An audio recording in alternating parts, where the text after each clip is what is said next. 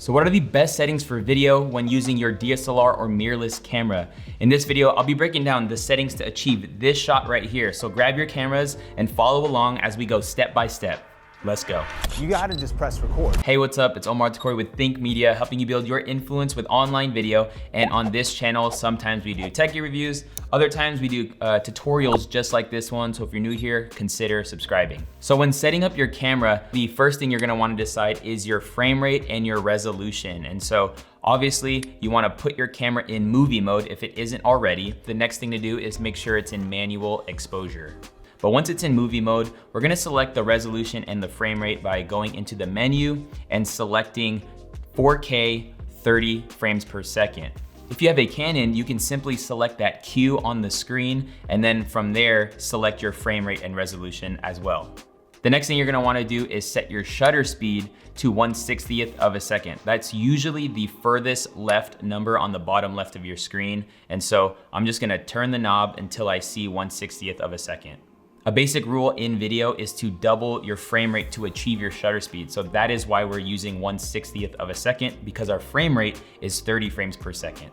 The next thing you're gonna wanna do is set your aperture. That is the number to the right of your shutter speed. And in this case, we're gonna go as low as this lens will allow, which is 2.8. If you are using a kit lens like the one on this M50, the lowest it will go fully zoomed out is 3.5.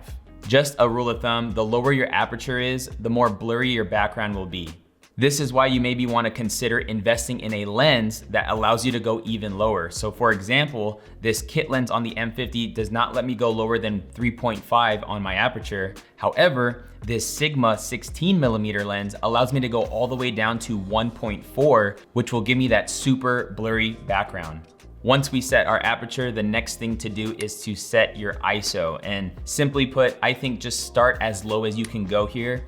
And so in this case, the lowest we can go on the Sony is 200. If your camera can go even lower, I suggest going as low as possible. But that's just a starting point when it comes to setting your exposure. And so once you've dialed your ISO as low as it can go, then it's time to kind of adjust it based off of setting that perfect exposure. If you are a solo creator that actually has a camera with a flip screen kind of like this, or maybe a flip up screen, then now would be the time to kind of get in front of the camera to adjust your ISO.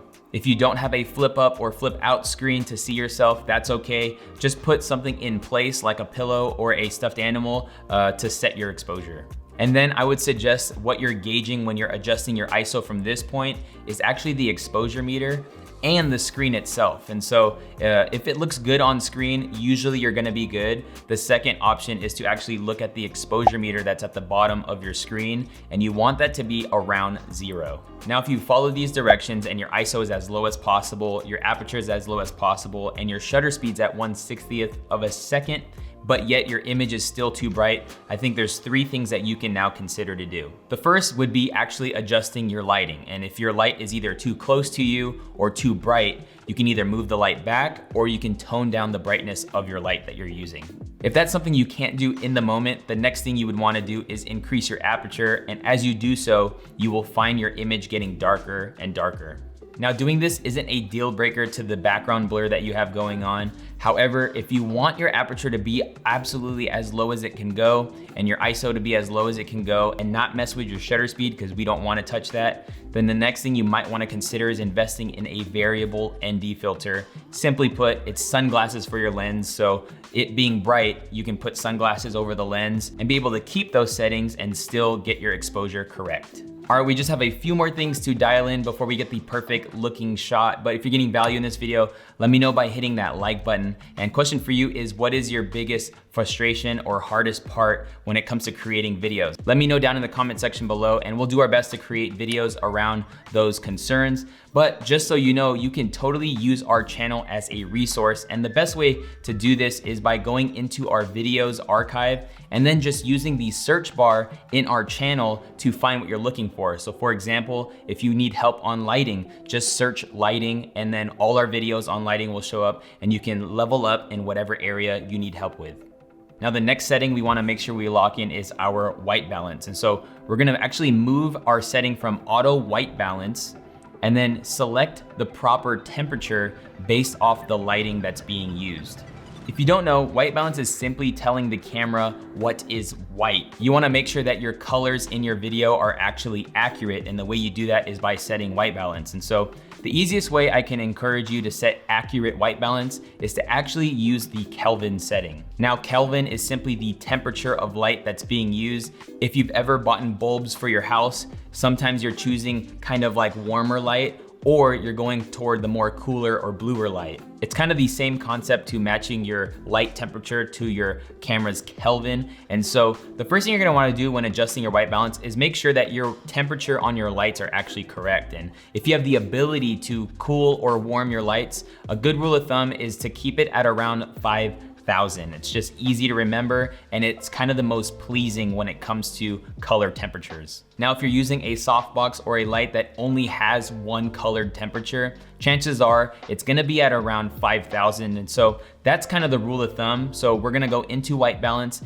and set our white balance to 5,000.